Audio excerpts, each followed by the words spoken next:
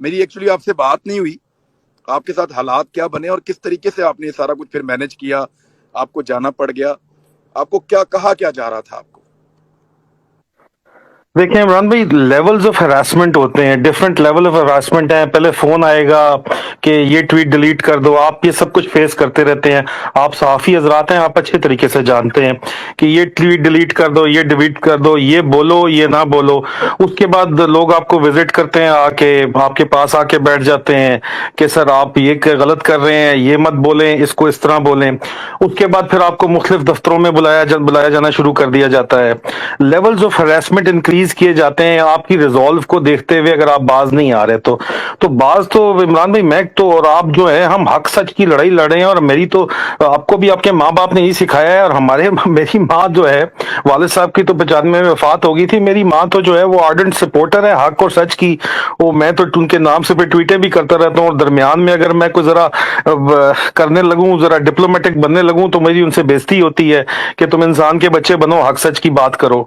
तो वो फिर मैं हक सच की बात तो मैं करता रहा, क्योंकि ये तो मैं आपको बताऊं, मैं आपको एक छोटी सी मिसाल देता हूं। मैं तोरखम पे, मैं वॉर जोन में था 2010 में। मेरे ऊपर 3 आईडीज हुई है, खुदकश हुआ जिसमें मैं जख्मी भी हुआ।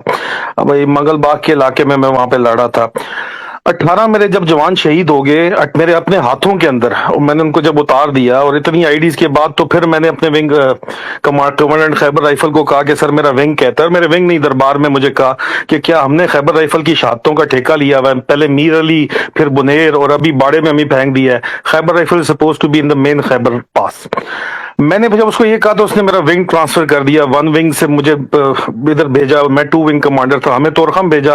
तोरखम वालों को फोर्ट सलब भेज दिया बाड़े के अंदर।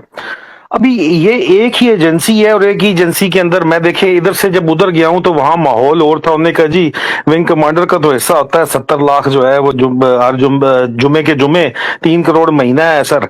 अगर आपने लेना है तो लें, नहीं लेना तो तब भी आपकी जिंदगी इधर मुश्किल है। 1 महीने टोटल में जो उन्होंने वहां पे रहने दिया, मेरी जिंदगी अजाब बना दी। और जब मैं बहुत ज्यादा तंग आया और जब बहुत मशरा आया, तो मैंने अपनी माँ को कहा, मैं जानता था कि पैसे जो है बैंक में तो जाएंगे नहीं, पेटियों में जाएंगे। तो मैंने कहा जी सब कहते हैं कि सिस्टम से पंगा मत लो, यहाँ पे चल रहा है सिस्टम, अगवान ट्रांजिट ट्रेड रूट के ऊपर उधर जाता है माल, वहां से कंटेनर खुलते हैं, ट्रकों में लोड होते हैं, वापस अंदर आ जाते हैं। खैबर हाउस में इंतजाम पूरा चल रहा होता है, खासादार फोर्स उसको कंट्रोल करती है पॉलिटिकल एजेंट के अंदर। मैंने कहा जी ये चक्कर है, मैं यहाँ पे फंसा हुआ हूँ, मैं ऑलरेडी वॉर जोन से आया हूँ, बहुत ज्यादा जंग देख के आया हूँ, मैं अभी ये दोबारा मुझे फेंक देंगे वहां पे, मैं क्या करूं?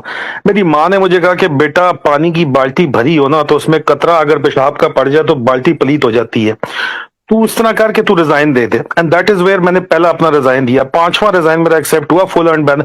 हम अपने एप्लीकेशन फॉर वॉलंटरी रिटायरमेंट को रिजाइन कहते हैं। तो 5वां रिजाइन मेरा एक्सेप्ट हुआ। और 5वें उसके बाद मुझे फुल एंड बेनिफिट 21 साल की सर्विस के साथ, फुल ऑनरेबल सर्विस के साथ मैं वहां से निकला। उन्होंने मुझे फिर भी कहा कि एक वॉर जोन काटोगे, तो सवात में मैंने आखिरी काटा उसके बाद फिर। तो उस पर कहने का मकसद ये है कि वालदा मेरी हमेशा से एक बहुत ड्राइविंग फोर्स रही है, हमेशा से मेरे पीछे। तो ये जब मामलात ये जब खराब हुए बहुत ज्यादा, तो यहाँ पे भी मैंने अपनी वालदा को बताया कि मुझे बहुत ज्यादा तंग किया जा रहा है, प्रेशराइज किया जा रहा है। मैं अभी इमरान खान को सपोर्ट करने के चक्कर में, और खान साहब से मेरा एक पुराना दिली रिश्ता है, उनकी शौकत खानम की फंडिंग से मेरा उनके साथ तल्लक है। हम कुछ 3-4 दोस्त हैं जो सारी उम्र उनके साथ रहे, आज दिन तक जो है उनके करीब करीब रहे हैं। तो एक हमारा तल्लक उनके साथ दिली तल्लक भी है। और दूसरा, कौन नहीं चाहता कि यार ये रॉटन सिस्टम, ये स्टिंकिंग रॉटिंग सिस्टम से हमारी जान छूटे? ठीक है, कॉन्स्टिट्यूशनल सुपरमेसी हो, हम बनाना रिपब्लिक बन गए हैं, कोई हमारी भी इज्जत हो। वो इज्जत पहली दफा सर, मैं इंटरनेशनल ट्रैवलर हूं अपनी बेगम की वजह से भी, तो पहली दफा मुझे इज्जत वो फील हुई जिस वक्त इमरान खान आया, प्राइम मिनिस्टर बना। मुझे वाकई वो मैं ग्रीन पासपोर्ट है, मैं पाकिस्तानी नेशनल, मेरे पास नेशनलिटी नहीं है बाहर की। मैंने जब वो रखता था मैं बाहर के एयरपोर्ट्स पे जाके, तो पहली दफा यूके के पासपोर्ट इमिग्रेशन ऑफिसर, मुझे अभी भी याद है, उसने मुझे रोक के पूछा कि so now Imran Khan is your prime minister, what do you think of him? मैंने उसको सिर्फ एक बात की कि मैं ये समझता हूं कि इस पासपोर्ट के ऊपर मुझे फख्र होगा, I will be proud of this passport because of Imran Khan. तो मतलब एक इमोशनल अटैचमेंट है। फिर सर इमरान खान के धरने में 130 दिन में से कोई 100 दिन तो हम गए, स्पेशली जिस दिन वो आंसू गैस चले, फायरिंग हुई, हम वहां पे मौजूद थे, सर्विंग ऑफिसर्स थे हम। हमें किसी ने नहीं फौज में मना किया कि क्यों जा रहे हो, क्यों नहीं जा रहे हो। एक पूरी आपको डायरेक्शन दी गई कि ठीक है जी, ये ठीक है, ये हक के ऊपर है, सच के ऊपर है, बाकी चोर हैं। बहरहाल सर, जब ये इस एक हिस्ट्री है ना मेरी, मैंने को ओवरनाइट नहीं उसको सपोर्ट करना शुरू कर दिया, मैं बचपन से उसको सपोर्ट कर रहा हूँ, ठीक है। मेरा एक नजरिया है और मैं उसी नजरिए के ऊपर कायम हूँ। आप मुझे जितना मर्जी लेवल ऑफ हरासमेंट इंक्रीज करते जाए, इन्होंने इंक्रीज करते गए आखिर में सर ये इस तरह हुआ कि इन्होंने मुझे कहा कि जी आपको बुला रहे हैं, FIA वाले बुला रहे हैं, आप पहुंचे हैं, हेड ऑफिस आए। मैं कहा यार मैं कल आ जाऊंगा। इस तरह की बातचीत जब चल रही थी तो रात के वक्त ये पहुंच गए जी घर के ऊपर बाहर, गनमैन सादा कपड़ों के अंदर, कोई उन्होंने वो वर्दी शर्दी नहीं पहनी हुई थी। गनमैन जो हैं 4 गनमैन से 2 डाले लेके, एक डाला था, एक कार थी, ये लेके पहुंच गए और रात को 1:30 बजे इन्होंने दरवाजे बेलें मारना शुरू कर दी। अंदर कैमरे से मुझे नजर आ गया कि क्या है, मैं सिलसिला भी समझ रहा था कि क्यों मुझे बुला रहे हैं, किधर बुला रहे हैं। बहरहाल मैंने तो उस वक्त मैंने खामोशी जो है वो मैंने बेहतर समझी, कोई वारंट नहीं, कोई कुछ नहीं, टोटल बदमाशी। मेरी वालदा ने जाके उनको कन्फ्रंट किया कि मैं यहाँ पे अकेली औरत हूँ, उन्होंने कहा, और मेरी भांजियां, मेरे बहन और बिनोई गए हुए उम्रे के ऊपर, उनकी बेटियां और बेटा रह रहे थे साथ हमारे घर पे। तो उन्होंने कहा जी मैं नहीं दरवाजा खोलती, मैं अकेली औरत हूँ। तो उनके साथ काफी मुंहमारी हुई उनकी। वो मेरे ख्याल में मैंने जो है वीडियो इमरान भाई आपको भेजी है। तो उसके बाद ये चले गए। अच्छा, अगले दिन मैं चला गया, अपने GHQ चला गया। मैंने कहा जी मेरे साथ ये हो रहा है, ये ज्यादती हो रही है। खैर वहां पे मुझे तसल्ली दी गई कि डोंट वरी, हम देख लेंगे, हम सब कुछ कर लेंगे।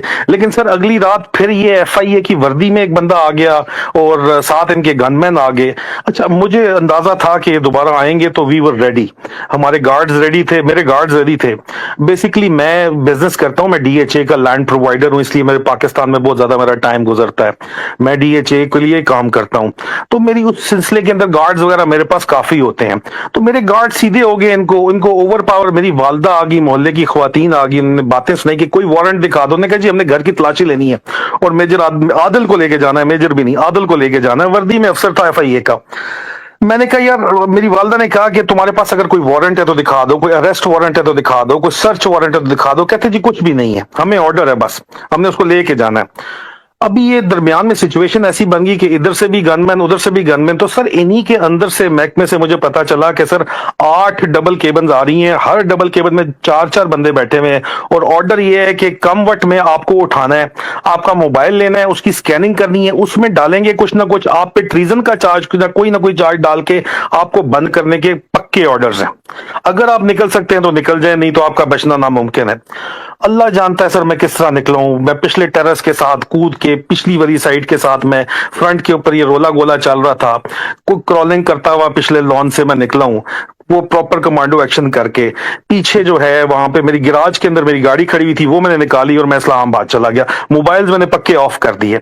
उसी वक्त मेरी बेगम को फोन मेरी वालदा ने किया कि जी ये हालात चल रहे। बल्कि जब ये आए हैं तो मैं अपनी बेगम से बात कर रहा था और मैंने जो ही इनको देखा अंदर से कैमरे में कि वर्दी वाले हैं, FIA की वर्दी वाला है, तो मैंने बेगम को कहा कि FIA वाले फिर आ गए हैं।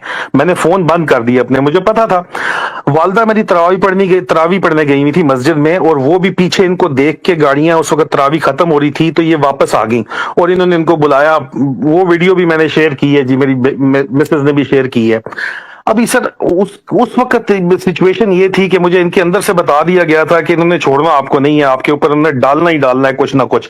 अगर आप निकल सकते हो तो निकल जाओ। वैसे सर रूटीन में मैंने 28 तारीख को UK आना था, सऊदी एयर से मेरी फ्लाइट बुक थी और बड़ी कंफर्टेबल मैंने आना था उसके अंदर। लेकिन उस वक्त रात ये हालात बने कि 3 घंटे के अंदर अंदर जो है मैंने टिकट, अगला एक दोस्त ने मुझे बुक करा के दिया और साथ उन्होंने बताया कि एयरपोर्ट में पता है इनको, तुम्हारा बता दिया गया, अगर तुम जाओगे तो ये तुम्हें वहां पे करेंगे। नो स्टॉप लिस्ट पे कानूनी है, मेरा नाम डाल नहीं सकते थे, ECL पे नाम डाल नहीं सकते थे। सर अंदर से ही भाइयों ने मेरी मदद की, FIA के अंदर से ही भाइयों ने, मेरे अपने भाइयों ने मेरी मदद की और मुझे निकाला सर वहां से। और मैं उनका शुक्रगुजार हूं। मैं कभी जिंदगी में उनका नाम नहीं लूंगा, लेकिन मैं उनका शुक्रगुजार हूं। सर मैं वहां रह के कुछ भी नहीं कर सकता था और मैं वॉर वॉन्डेड ऑफिसर होते हुए, एक वॉर डेकोरेटेड ऑफिसर होते हुए, 3rd जनरेशन होते हुए भी मैंने जेल में चले जाना था और कुछ ना कुछ मेरे पे डाल देना था। इनका आपको पता ही है तरीका वारदात क्या है। जर्नलिस्ट को फिर भी प्रोटेक्शन है बहुत सी मुख्तलिफ किस्म की। I am not a journalist, तो मुझे वो वाली प्रोटेक्शन तो है नहीं। और जो लेवल ऑफ थ्रेट है वो इतनी चीजें सीरियस हो रही थी। अभी सर इन्होंने मेरे ऊपर कहा क्या कि आपने लाहौर की वो जो डिस्कशन आर्मी चीफ की है वो उसके ऊपर किया है, कोई दरखास्त हमारे पास आई है।